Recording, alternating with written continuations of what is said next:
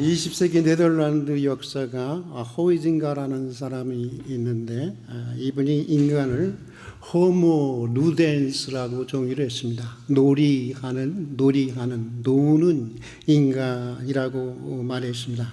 역사적으로 인간을 연구해 보니 인간은 놀이를 할 때 비로소 인간이고 인간만이 제대로 된 놀이를 할 수 있다고 하는 것입니다. 인간에 대한 이러한 새로운 시각은 성실과 노동을 중심으로 보았던 이 성소를 보는 시각에도 새로운 관점을 던져 주었습니다. 사실 1930년대 갑자기 철학자의 이름을 잊어버린 로셀은 게으른 자를 위한 찬양이라는 책을 썼습니다. 그러니까 산업혁명 이후에 너무나도 많은 사람들이 일에 톱니바퀴처럼 돌아가면서 희생되어 가다 보니까 이게 인간의 삶이 아니지 않느냐 하면서 당시 1930년대에 게으름에 대한 찬양이라는 책이 나오고 그때 이제 이런 산업혁명의 그런 어떤 폐해가 드러나면서 이런 것들이 이제 많이 나타나게 되었던 것 같습니다. 어쨌든 이렇게 성서학자들은 이 호이징거의 이 인간에 대한 새로운 어떤 시각을 통해서 성서를 그동안은 안식일과 즐거운 종교 축제라는 공휴일을 중심으로 성서를 보기 시작을 했고 에덴 동산을 그 전에는 주로 일터 어떤 농원 이렇게 생각을 했는데 바로 에덴 동산은 하나님과 인간과 자연이 함께 놀이하는 놀이터로 보게 되었다고 하는 것입니다. 그러다 보니까 성경은 반 이상이 아니라 거의 4분의 3, 5분의 3 이상이 축제, 종교 축제는 공휴일이잖아요. 거의 공휴일이고 안식이라고 하는 사실을 또 발견하게 되었던 것입니다. 저 역시 호이징가의 말을 듣기도 전에 이 에덴 동산을 옛날부터 저는 노는 걸 좋아하는 사람이라 놀이동산이라고 생각을 했고 우리 남양만 동산을 하나님과 또 자연과 모든 세대들이 요람에서 무덤에 이르기까지 한 인간 한 사람으로서 한치의 차별도 없이 함께 사랑하고 존중하고 정말 함께 어울리는 놀이동산으로 만들어 보고 싶었습니다. 바로 이것이 하나님의 놀이동산이 되었으면 좋겠다 하는 것이 목회자의 꿈이었습니다. 내가 조금 더 배웠다는 것 때문에, 내가 조금 더 가졌다는 것 때문에, 내가 조금 더 사회적인 지위가 높다는 것 때문에 사람을 아래로 내려다보는 사람들은 우리 교회에서는 무척 불편함을 느꼈으면 좋겠어요. 그리고 정말 참다운 어떤 복음의 삶을 깨우치고 회개했으면 참 좋겠습니다. 오히려 하나님이 내게 은혜를 주신 것은 나보다 부족한 사람을 돕게 하기 위한 하나님의 은혜라고 또 당연히 생각하는 그런 교회가 세워져야 한다고 저는 믿습니다. 오늘 생태공원에서의 소풍이 우리 안에 그런 교회의 비전에 대한 갈망을 새롭게 정말 일으키는 그런 시간이 될 수 있기를 바랍니다. 여러분, 오늘 우리가 읽은 시편은 대자연을 통해서 드러나는 하나님의 영광과 주권과 하나님의 섭리와 또 하나님의 아름다움을 찬양하는 시요 노래요 찬송이요 또 신앙의 고백이요 기도입니다. 그래서 흔히 이 시편을 창조의 노래라고 부릅니다. 몇 개의 시편에는 창조의 노래가 있지만 저는 이 시편 104편이 개인적으로는 최고의 창조의 노래라고 생각을 합니다. 저는 이 시편을 읽을 때마다 까르로 까레또 수도사가 그의 책 주님 왜라고 하는 서문에서 쓴 한 편의 시가 생각이 납니다. 이 카를로 까레또 수도사는 젊은 시절 등산을 매우 좋아했던 사람이었습니다. 그래서 이 사람은 나는 앞으로 좀 이 산악 등반 전도사가 되었으면 좋겠다. 그분은 작은 형제 수도사였는데 자기가 이제 직업을 선택할 수 있으니까 나는 앞으로 좀 이렇게 산악 등반 전도사로서 수도사로서의 삶을 살았으면 좋겠다. 그렇게까지 원했던 사람이었습니다. 그런데 어느 날이었습니다. 산행 중에 동료의 실수로 독이 든 주사를 맞고 평생 다리를 쓰지 못하는 장애인이 되어버리고 말았습니다. 그러자 그는 사막에 있는 수도원에 들어가서 왜 전능한 하나님은 아니 아들을 내어주시기까지 우리를 사랑한다고 하시는 하나님은 얼마든지 그 불행한 사건을 막을 수 있었음에도 불구하고 친구의 실수를 막을 수 있음에도 불구하고 왜 허락하셨던 것일까? 그 이유를 하나님과 씨름하며 한평생 추적해 나가게 되었던 것입니다. 그러면서 충분히 오랜 시간이 지난 후 그는 창조주 하나님과 피조물 인간의 무한한 차이를 인정하게 됩니다. 우리 사람의 이해를 한없이 넘어선 무한히 초월한 하나님의 섭리를 이제 받아들이게 됩니다. 사실 이유를 다 알 수는 없다는 것입니다. 그러나 하나님이 내게 주신 불행이 아니었다고 하는 것입니다. 여러분, 세월호가 누가 준 불행인가요? 하나님이 우리에게 주신 불행인가요? 하나님이 뭐 때문에 애들을 갖다가 그렇게 죽이겠습니까? 예? 이제 조금 있다 보면 알게 됩니다. 이 하나님이 주신 불행이 아니라는 것입니다. 어디가 아니라 친구의 부주의가 불러온 불행이라고 하는 것입니다. 그러나 하나님은 친구의 어이없는 실수를 선용해서 이 자유의지, 친구가 자신의 자유의지를 잘못 사용해서 이 어이없이 실수를 했는데 그 실수를 선용해서 더 큰 자기 인생의 선을 이루어 가신다고 하는 것입니다. 아니, 가실 수 있다고 하는 것입니다. 그는 이 하나님의 주권, 인간의 자유의지와의 이 하나님의 주권과 인간의 자유의지의 관계, 그리고 그 가운데 역사하시는 아주 복잡하게 역사하시는 하나님의 선하신 섭리를 마음 깊이 수용하게 되었던 것입니다. 그리고 그런 그의 경험을 주님 왜라고 하는 그 책에서 말하고 있는데 한편의 시로 그런 서문에서 이렇게 먼저 고백하고 있습니다. 제가 몇 구절 읽어 보도록 하겠습니다. 하나님이 존재한다고 하는 것은 결코 비밀이 아닙니다. 여러분, 하나님이 존재한다는 것은 비밀입니까? 비밀이죠. 그런데 이 사람에게는 비밀이 아니라고 하는 것입니다. 그것은 우주를 통해서 분명히 볼 수가 있습니다. 하나님이 선하시다는 것은 결코 비밀이 아닙니다. 그것은 마음의 준비가 되어 있는 모든 사람들이 경험하는 바입니다. 하나님이 아름다우시다고 하는 것은 결코 비밀이 아닙니다. 그것은 꽃마다 쓰여 있고 바다와 산마다 쓰여 있습니다. 하나님이 무한 광대하시다고 하는 것은 결코 비밀이 아닙니다. 이 사실을 알려고 하면 우리는 단지 우주를 한번 눈을 들어 바라보기만 하면 됩니다.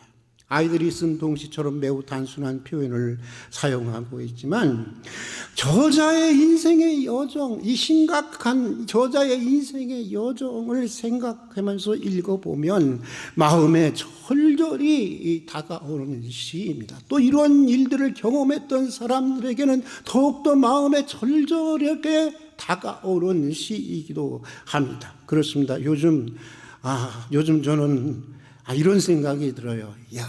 간다면 어저께 했어요. 옆에 이석배 집사님이 있는데 집사님 간다면 이런 날 오늘 같은 날 갔으면 좋겠네. 제가 그런 얘기를 했습니다. 왜 그랬을까요, 여러분? 너무너무 아름다우니까, 너무너무 아름다우니까, 오늘 갔으면 참 좋겠다. 그렇게 생각이 들었던 것입니다. 너무나 아름다워서. 여러분, 1초에 지구의 7바퀴 반을 도는 빛의 속도로 200억 년을 비행해야 우리가 눈으로 보는 이 우주의 끝에 도달한다는 이 하늘의 대양인 우주가 그만큼 크다는 거예요. 1000억 개에서 무려 3000개의 별들이 하나의 은하수라고 하는 것을, 하나의 은하수를 이루고 그 은하수가 약 1000억 개가 모여 있는 것이 바로 우리가 눈으로 볼 수 있는, 허블 망원경을 통해서 볼 수 있는 그런 우주라고 하는 것입니다. 게다가 더 놀라운 것은 바로 이것입니다. 허블 망원경과 같은 망원경으로 포착할 수 없는 그냥 어둠 속에 묻힌 숨겨진 우주는 보니까 10의 400승 정도가 될 것으로 예측된다고 하고 있습니다. 그만큼 정말 광대한 우주라고 하는 것입니다. 그리고 그 모든 것들이, 그런데 그 엄청난 우주가 수학적으로 정리가 되는 우주의 법칙과 정교함을 따라 움직이고 있다는 것입니다. 여러분, 이런 우스운 마이크 하나도, 여러분, 컵 하나, 강대상 하나도 우리는 누군가의 작품이라는 것을 여러분 의심하지 않습니다. 이것이 어느 날 그냥 우연히 막 뭐가 섞여갖고 하다 보니까 이렇게 이 자리에 있다고 생각하는 사람이 있다면 그는 아무래도 아마 119를 급히 아마 신청을 해야 할 것입니다. 여러분, 누구도 의심하지 않습니다. 그러면서 어떻게 이렇게 무한하면서도 이렇게 정교한 우주를 만드신 분이 없다는 것을 어떻게 부인할 수가 있겠습니까? 한때 무신론 철학자, 저는 사르트르에게 빠져서, 사르트르가 굉장히 프랑스 철학자인데 무신론자이면서 아주 그 매력 있는 그러한 굉장한 또 이렇게 지성과 더불어 아주 매력 있는 그러한 학자입니다. 이 사르트르에 빠져서 제 생각이 이랬어요. 내 인생은 내가 스스로 의미를 부여하면서 내가 살아가는 것이다. 내가 만들어 내가 살아가는 것이다. 내가 바로 내 인생의 창조주이다. 그렇게 멋있게 선언을 했지만 제가 얼마 지나지 않아서 야쿠가 팍 죽었어요. 그 이유가 있었습니다. 그렇게 하다 보니까 항상 내 마음속에 따라다니는 의문이 있었어요. 내가 부여한 그 의미가 과연 절대적이냐? 만든 것이냐? 옳은 것이냐? 라고 하는 의문이었습니다. 내 자신이 무엇인가를 확실하다고 말하기에는 나는 너무나도 부족한 존재라는 것을 인정하지 않을 수 없었고, 또 한동안 정말 이후에는 그리고 그 이후 한동안 정신분열자처럼 방황을 해야 하기도 했습니다.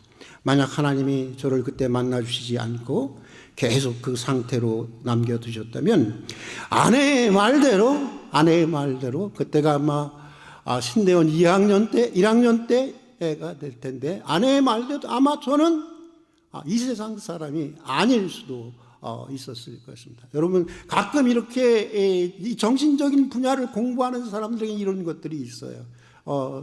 김용옥이 하버드에서 공부할 때 갑자기 그냥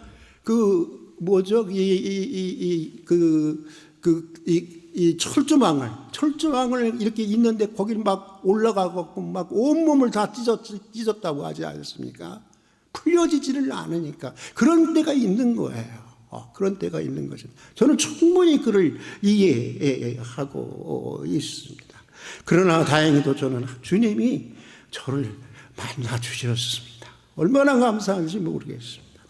2차 대전 직후였습니다. 전쟁으로 모든 것이 파괴되고 더 이상의 희망을 기대할 수 없을 것 같은 세상에서 그래도 인류가 희망하면서 살아가야 하는 이유를 오랫동안 치열하게 연구하고 기도하고 사유했던 유명한 신학자가 있었습니다.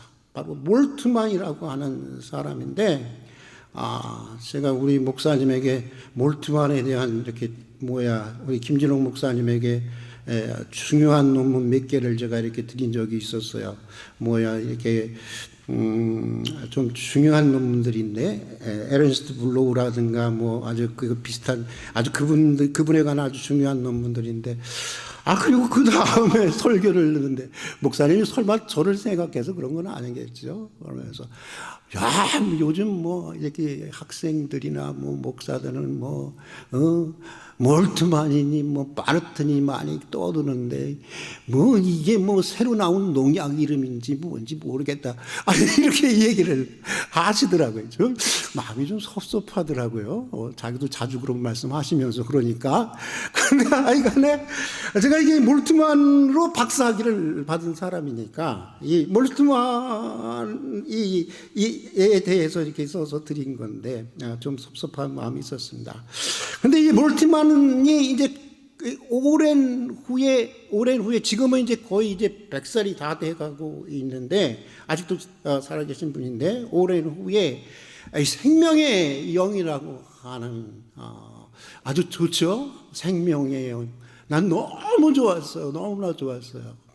Der Geist des Lebens라고 하는 독일어로 그런 이 책인데, 저는 이 저서에서 이 몰트만이 자신의 하나님의 경험을, 단순히 신학자이기 때문에 이 책상머리에 앉아서 이렇게 그냥 한 것이 아니라, 그는 2차 대전에 직접 참여했던 사람이었고 여러 가지 정말 수많은 사건에 얽매였던 사람이었고, 정말 온몸으로 고난의 현장 속에 뛰어들었던 사람이었습니다. 그가 하나님을 경험을 그렇게 하면서 경험을 이렇게 고백을 했습니다. 제 박사학위 마지막 문장이었습니다. 그러니까 수백 페이지에 달하는 논문의 요약이 바로 이 한 시에 모두 담겨 있었다고 하는 것입니다. 멋있게 쓰려고 일부러 시로 저기를 맞췄던 거죠. 논문을 맞췄던 건데, 제가 잠깐 읽어보도록 하겠습니다. 조금 어려울 수도 있겠지만 그냥 들어보면 그렇게 어렵지 않으니까 한번 들어봐 주시길 바랍니다. 하나님, 내가 하나님을 사랑할 때 나는 육체의 아름다움과 활동들의 리듬과, 나는 영혼의 아름다움만이 아니라 나는 육체의 아름다움과 활동들의 정적만이 아니라 활동들의 리듬과 눈들의 광채와 포옹들과 느낌들과 냄새들과 형형색색의 이 창조의 소리들을 사랑합니다. 나의 하나님, 당신을 내가 사랑할 때 나는 이 모든 것을 다 껴안고 싶습니다. 여러분 정말 사랑할 때 그런 마음 안 드세요? 다 껴안고 싶잖아요. 꽃도 껴안고 싶고 사람도 껴안고 싶고. 예? 나는 하나님을 사랑할 때 나는 이 모든 것을 다 껴안고 싶습니다. 당신의 사랑의 피조물들 속에서 나는 나의 모든 감각들을 가지고 여러분, 그때까지만 해도 모두가 정신만 얘기를 했어요. 영혼만 얘기를 했어요. 그런데 이 몰트만은 그게 아니에요. 나는 나의 모든 감각들을 가지고, 그것도 있지만 감각들까지 가지고 당신을 사랑하기 때문입니다. 당신은 내가 만나는 곳, 그 모든 곳, 이 창조 세계 안에서 나를 기다리십니다. 오랫동안 나는 당신을 내 안에서만 찾았고 내 영혼의 달팽이 집 속으로 기어 들어갔으며 접근할 수 없는 장갑차를 가지고 나를 방어하였습니다. 여러분, 요즘의 사람들은 나갈 때마다 여기에 이렇게 쓴다는 겁니다. 여기다가 개조심 이렇게 쓴다는 거예요. 머리에다가 잘못하면 물어버리겠어 그러는 거예요. 왜 현대인들이 이렇게 굉장히 많이 이렇게 분노 속에 살아가고 있느냐? 그 이유는 지나치게 방아쇠기 때문에 한 거예요. 자기 안으로만 기어 들어가는 거예요. 방어적인 사람은 반드시 공격적일 수밖에 없는 것입니다. 계속 읽겠습니다. 그러나 당신은 나의 어디에 계셨으며? 어디에 계셨죠? 여기 안 나오나요 지금? 그러나 당신은 내 안에 계셨으며가 아니라 바깥에 계셨으며 내 마음의 좁은 데로부터 나를 삶에 대한 사랑의 넓은 영역으로 이끌어내셨습니다. 이래하여 나는 내 바깥으로 나왔으며 나의 영혼을 나의 감각들 속에서 발견하였고 내 자신의 것을 다른 사람들 가운데서 찾았습니다. 하나님 경험은 삶에 대한 경험들을 더욱 깊게 하였고 그것들을 결코 위축시키지 않았습니다. 하나님 경험은 삶에 대한 절대적인 긍정을 일깨우기 때문이다. 여러분 이런 경험을 해보신 적이 있습니까? 하나님 경험이 여러분에게 그저 천당 가고 싶은 마음만 자꾸만 생기십니까? 이 땅의 삶을 빨리 끝나고 천당 갔으면 좋겠어 그런 마음만 생기십니까? 그거 제대로 된 지금 영성을 경험하고 있는 것이 아닙니다. 하나님 경험은 천당 소중히 생각하지만 삶에 대한 이 땅의 삶에 대한 이 땅 역시도 하나님이 지배하는 하나님의 나라가 시작되고 있는 땅이기 때문에 이 땅에서 절대적인 긍정을 하게 되는 것입니다. 내가 하나님을 사랑할수록 나는 여기 당신이 창조한 이 세계 속에 있고 싶습니다. 내가 보다 더 직접적이며 전체적으로 여기 있으면 있을수록 나는 더욱더 살아계신 하나님을 삶의 무한한 원천을 삶의 영혼을 느낍니다. 여러분 부활은 시작된 것일까요? 아직 우리가 나중에 죽어서 얻는 것일까요? 예? 그거 안 모르세요? 요한복음에 뭐라고 그랬어요? 나는 부활이요 생명이니. 예? 부활은 이미 예수 그리스도가 이 땅에 오면서부터 구약시대의 사람들이 정말론적으로 기대했던 그 부활에 이미 예수 그리스도를 통해서 현실화되었다고 하는 것이 바로 복음서의 내용인 것입니다. 그래서 예수 그리스도를 통해서 하나님 나라가 시작되었다고 얘기하는 것입니다. 몰트만은 오랫동안 많은 그리스도인들이 생각했던 것처럼 지금도 여러분 이거 큰 문제예요. 그저 사람들의 이렇게 신앙을 평가하고 내 신앙을 평가하는 데는 주로 개인적인 경건에 대해서 많이 얘기를 합니다. 얘가 담배 피나 안 피나, 술 먹나 안 먹나, 또 새벽기도 나오나 안 나오나, 금요기도 나오나 안 나오나, 모든 예배에 잘 참석하느나 못 참석하는가, 또 뭐 이런 것들을 주로 이렇게 얘기를 합니다. 개인의 경건이라든가 교회 안에서만의 활동 뭐 이런 걸 가지고 사람의 신앙을 척도를 거기에 두고 있습니다. 그런데 그것이 아니라 몰트만은 그게 아니라는 것입니다. 물론 개인의 경건이라고 하는 건 아주 소중한 것이고 인간의 영혼 구원이라고 하는 것은 매우 소중한 것이고 개인 구원이라고 하는 것은 소중한 것이지만 하나님은 우리의 영혼만의 하나님이 아니라 우리의 육체까지도 하나님이신 줄 믿습니까? 그걸 아셔야 돼요. 하나님은 우리 영혼만의 하나님이에요? 아니에요. 하나님은 영적인 세계만이 아니라 육적인 이 세상의 주님이신 걸 여러분 믿습니까? 그래요. 하나님은 영적인 세계만을 다스리시는 것이 아니라 육적인 세계도 모두 하나님의 권능 안에 하나님의 주권 가운데 다스리시는 것입니다. 여러분 믿습니까? 네. 그러니까 하나님이 원하시는 구원이라고 하는 것은 개인 구원, 그것을 포함해서 정치, 경제, 문화, 또 생태계에 이르기까지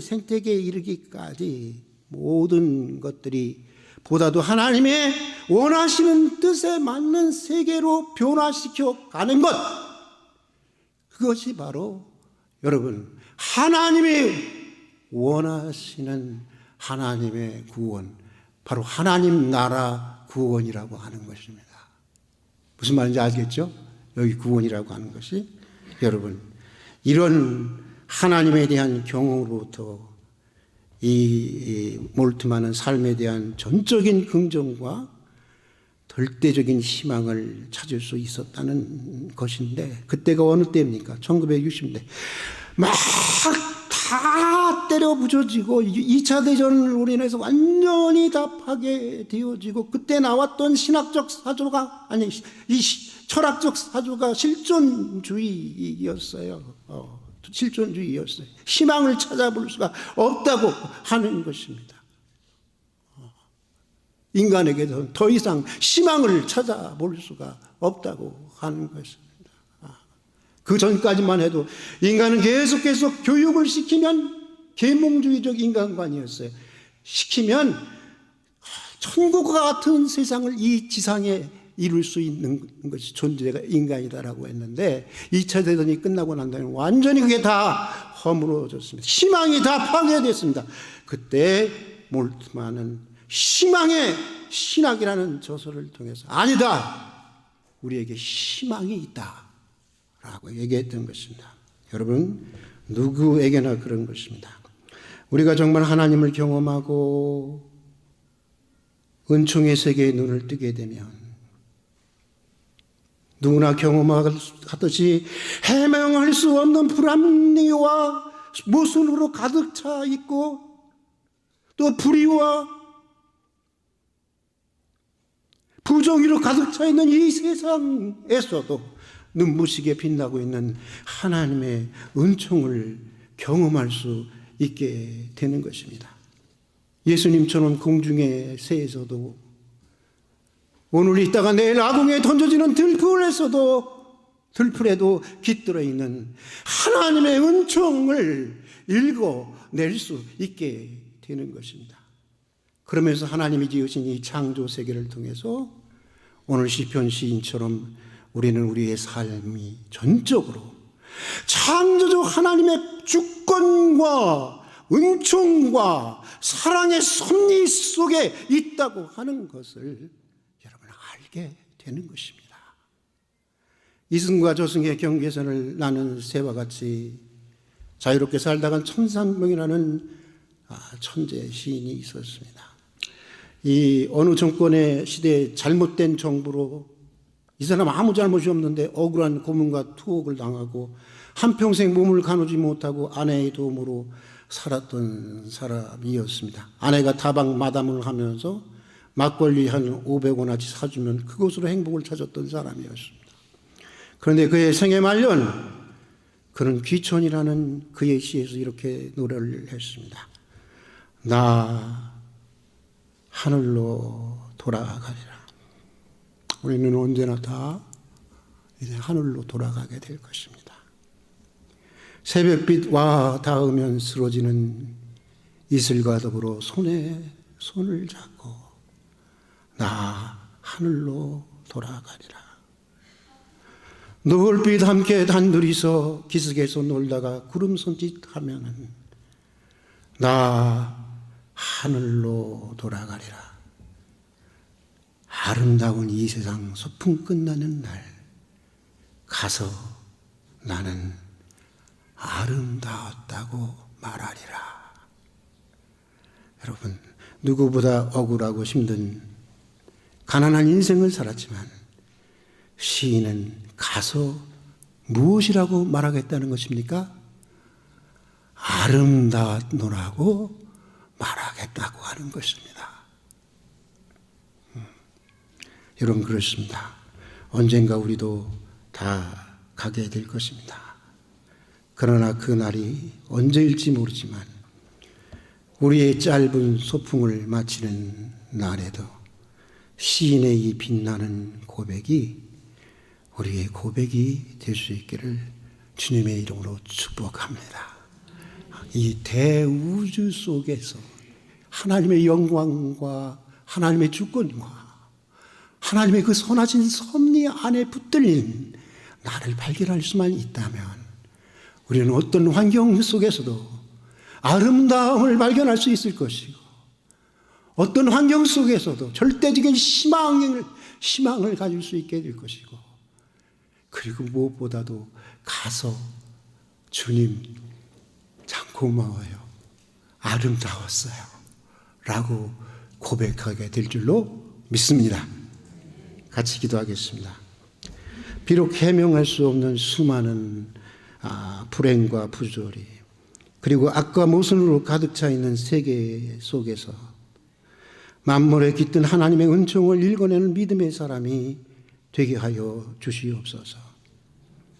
작은 내 안으로 하나님을 가두어 두지 않게 해주시고 하늘과 땅, 별과 달, 비와 바람, 산과 내와 들, 심지어는 한하산원에 팔리는 공중의 새와 오늘 있다가 내일 아궁이에 던져지는 들풀에서도 하나님의 능력과 하나님의 주권과 하나님의 권능과 하나님의 은혜의 말씀을 경험하는 저희가 되게 하여 주시옵소서. 그리하여 악과 고난이 있음에도 여전히 희망을 가지고 수고해 볼 만한 세상이요 살아볼 만한 세상임을 일깨움을 받게 해 주시옵소서. 우리의 짧은 소풍을 마치는 그날에 가서 참으로 아름다운 인생이었노라고 아름다운 세상이었노라고 고백할 수 있는 저희들이 되게 하여 주시옵소서. 예수님 이름으로 기도드립니다. 아멘. 저희 교회 오늘 처음 오신 분들 참 많은 것 같아요. 이렇게 이웃 초청으로 이렇게 오시게 됐는데 참 감사를 드리고요. 바로 이제 내려가셔서 식사를 하실 텐데 한 분도 빠지지 말고 이쪽으로도 샌다든가 그러지 말고 모두가 가셔서 아주 즐겁게 같이 식사를 나눌 수 있으면 좋겠고요. 꽃꽂이 교실이 5월 23일 오후 2시, 그 다음에 모세 남성교회 부부동반 야외가 5월 25일 토요일, 장소는 예당 조수지입니다. 그리고 금요 기도회는 6구역이 되겠습니다. 그리고 오늘 안창정 집사님 소풍이라고 해서 또 이렇게 떡을 이렇게 해주셨습니다. 늘 그래서 그런지 우러러 볼 수밖에 없어요. 참 키도 우러러 볼 수밖에 없지만 그리고 우리 환우 크게 한번 박수 한번 우리 안창영 집사님에게 예. 그리고 우리 유현 집사님 그리고 김강 성도, 민경옥 성도, 허영화 성도, 이순종 권사님을 위해서 기도해 주시고요. 5월의 중보기도 제목을 위해서도 기도해 주시기를 바랍니다.